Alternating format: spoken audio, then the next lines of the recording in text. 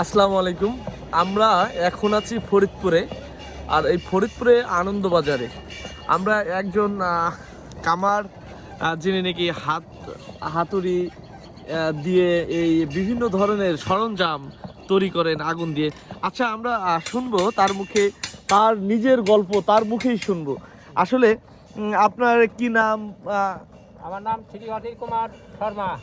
এই কত বছর যাবত এই পেশার সাথে জড়িত? ৭১-এর পর থেকে পর্যন্ত চলতেছে।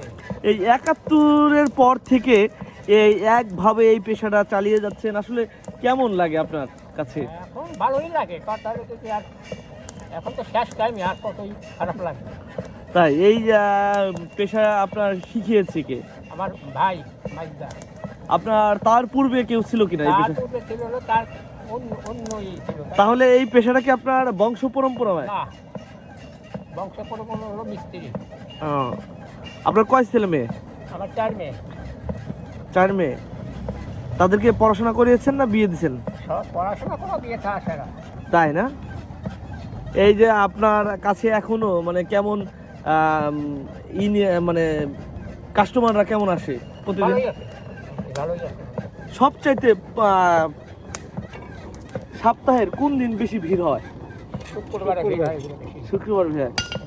আপনার কি নাম? আপনি কি বানাতে এসেছেন? আমি যে একটা কাশি আর একটা নিয়ে নিই বাইরে বেরোচ্ছি, আসাই মেলা বেরোচ্ছি। কেমন কাজ করে? মোটামুটি ভালো, ভালো কাজই করে। আপনার কি নাম? আমার নাম শ্রদ্ধা ভাই। আপনি কি বানাতে এসেছেন? আমি বটি একখান বাইরে বেরোচ্ছি, আর কাশি ধার কাটা বানছি।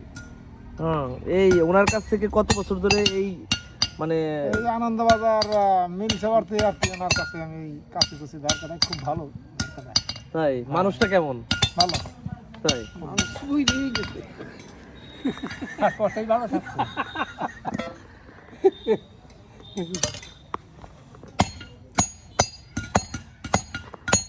আপনি কি করাতে এসেছেন?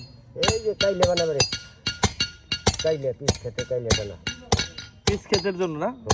এই যে মানুষটির কাছ থেকে বানাচ্ছেন আসলে কেমন এই মানুষটি? এ তো ভালো কাজ জানে কেমন? ভালো তো বুঝলাম।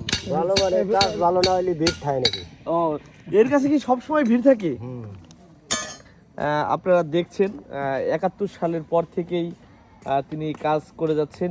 আসলে ৭১ সালে আপনার বয়স কেমন ছিল? 15 থেকে 16। 15 থেকে 16। তাহলে এই বর্তমান বয়স আপনার? বর্তমান বয়স এখন 70 প্লাস। আপনার তখনকার সময়ের আপনার কোনো ঘটনা আছে না যে আমাদের কৌতূহল জাগাবে এমন কোনো ঘটনা? এই কার্তিক সময় আমাকে পাঞ্জাবি যে রাজাঘাট আমাকে ধরা দিছিল, মিলিটারি নিয়ে গেছিল। এই কার্তিক সময় কথা বাদ দেন, এখন বর্তমান ভালো আছে, এটাই জান। তাই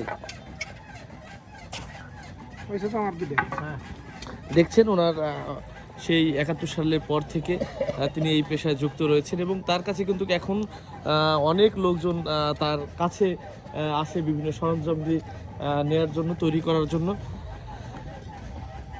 সকলেই ভালো থাকুন, সুস্থ থাকুন এবং আমাদের সাথেই থাকুন। এটা কি